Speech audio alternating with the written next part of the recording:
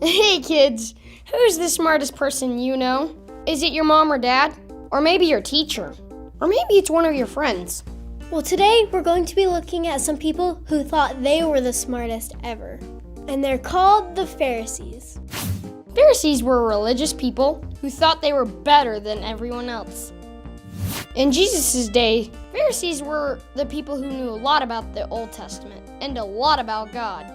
They knew all the rules and laws and spent their whole life following them. And they tried to force other people to do the same. They thought because they knew a lot and because they were doing the right thing, they were better than everyone else. Jesus and the Pharisees didn't always get along. A lot of the time, the Pharisees tried to test Jesus and tried to get him in trouble. See, the Pharisees only cared about the rules, that they didn't really care about being nice to other people. And Jesus told them that they were wrong.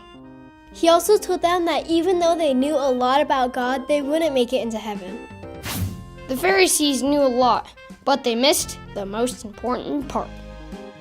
It didn't matter that the Pharisees had a lot of knowledge about the Bible. And it didn't matter that they knew how to follow the rules really well. See, they thought it was the outside that mattered the most. But Jesus only really cares what's in the inside. Jesus cares more about our hearts than our smarts. You could know everything in the world and still not make it to heaven. That's because the only way to make it to heaven is to have Jesus in your heart. Once Jesus is in your heart, you'll start to live like he did. A life where you love others. Memory verse: the greatest among you must be a servant. Even though Jesus is God, he still made sure to care for people, just like a servant. And he wants us to be just like him. He wants us to serve others too. So kids, it's okay to learn about God's word. Actually, it's a really good thing. But it can be a really bad thing when it gets in the way of us serving others. So kids, next time you're thinking about how smart your teacher is, remember this lesson. It doesn't matter how much you know.